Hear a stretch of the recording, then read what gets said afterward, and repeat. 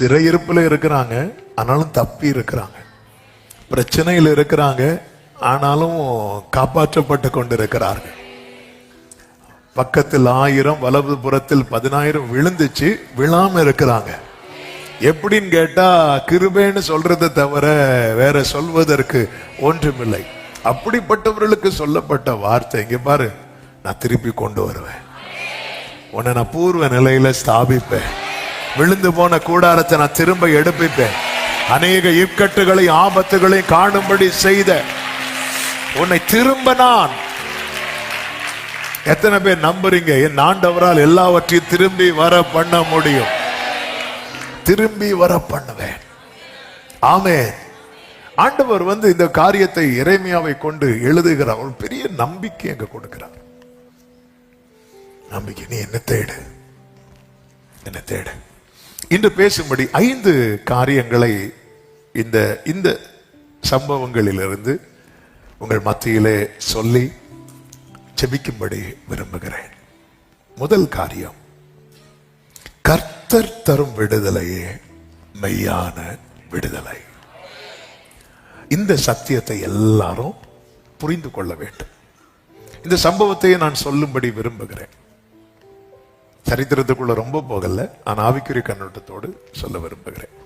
28வது அதிகாரத்தில் நீங்க பாத்தீங்கன்னா, அனனியா என்கிற தீர்க்கதரிசி ஒரு பெரிய தீர்க்க தரிசனத்தை சொல்லுகிறான். அவனை தீர்க்கதரிசி என்றுதான் வேதமே சொல்லுகிறது. ஆனால் அவன் சொன்ன தீர்க்க தரிசனம் என்பது அது கர்த்தரிடத்திலிருந்து வந்ததா என்பதுதான் இங்க ஒரு பெரிய கேள்வியாக மாறுகிறது. அந்த தீர்க்க தரிசி என்ன சொல்லுகிறான் என்றால், அவன் சொன்ன தீர்க்க தரிசனம் கேட்பதற்கு ரொம்ப எல்லாருமே கேட்க விரும்புகிற தீர்க்க தரிசனம்.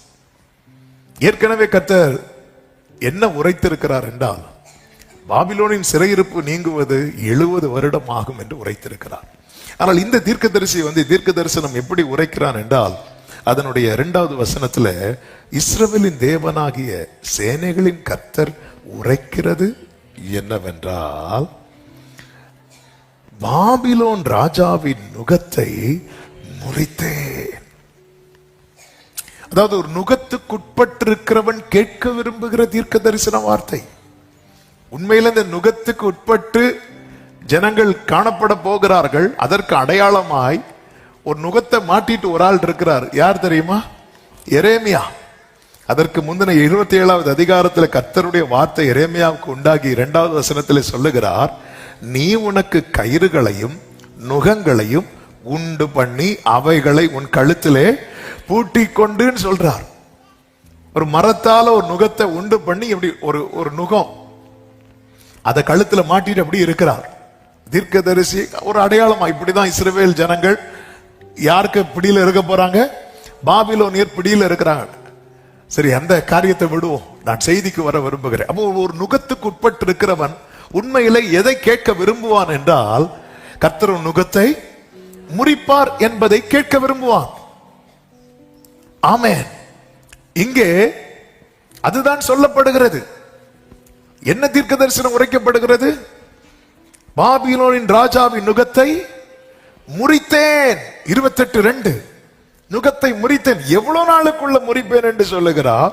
3வது வசனத்திலே, பாபிலோன் ராஜாவாகிய நேபுகாத் நேச்சர் இவ்விடத்திலிருந்து எடுத்து பாபிலோனுக்கு கொண்டு போன கர்த்தருடைய ஆலயத்தின் பணிமுட்டுகளை எல்லாம் நான் 2 வருஷ காலத்திலே இவ்விடத்துக்கு திரும்ப வர பண்ணுவேன். அல்லேலூயா. இப்போ நான் ஒண்ணு கேட்கிறேன் உங்ககிட்ட. ஆமென். என்ன கேட்கிறேன் அப்படின்னா, உங்களை நோக்கி 2 பேர் ப்ராபசி சொல்றாங்க. ஒருத்தர் சொல்றாரு கர்த்தர் நுகத்தை முறிப்பார், 70 வருஷத்துல நடக்கும். இன்னொருத்தர் சொல்றாங்க கர்த்தர் நுகத்தை முறித்தார், 2 வருஷத்துல நடக்கும். நமக்கு எது தேவை? என்ன கோரஸ்? இதுதானே நம்மளை கவருது.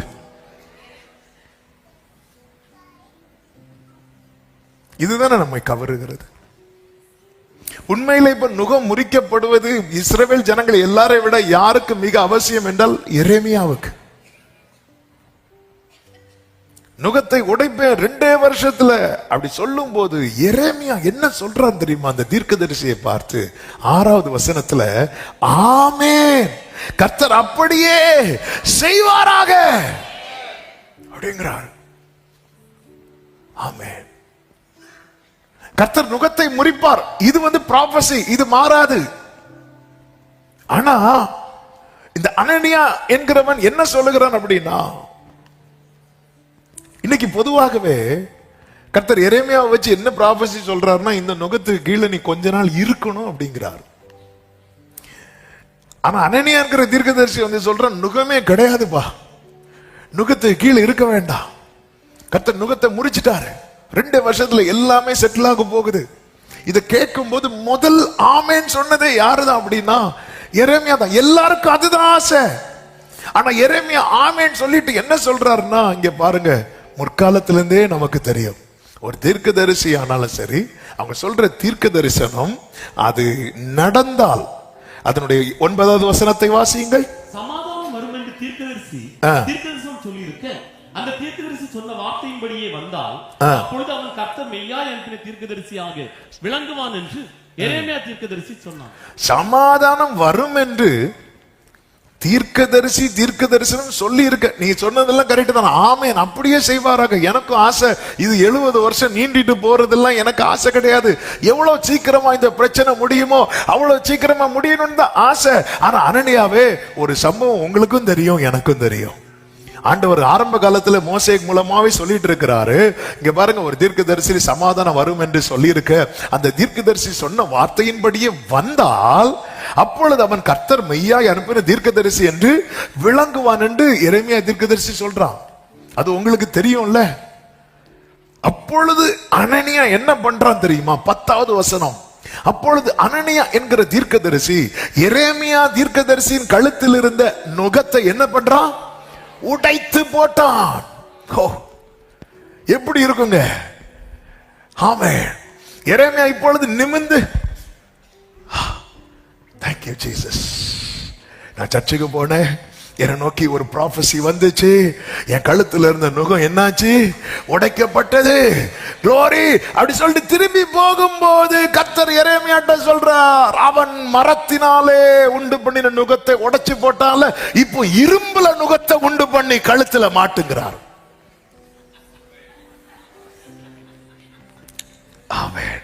அதனுடைய 12 வாசியுங்கள். அனனியா என்கிற தீர்க்கதரிசி எரேமியா தீர்க்கதரிசியின் கழுத்தில் இருந்த நுகத்தை உடைத்து போட்ட பிற்பாடு கர்த்தருடைய வார்த்தை எரேமியாவுக்கு உண்டாகி, அவர், நீ போய் அனனியாவை நோக்கி, நீ மரநுகத்தை உடைத்தாய்,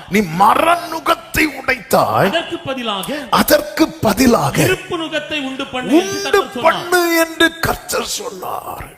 இங்கே சொல்ல வருகிற செய்தியை கேளுங்கள், நல்ல கவனிங்க.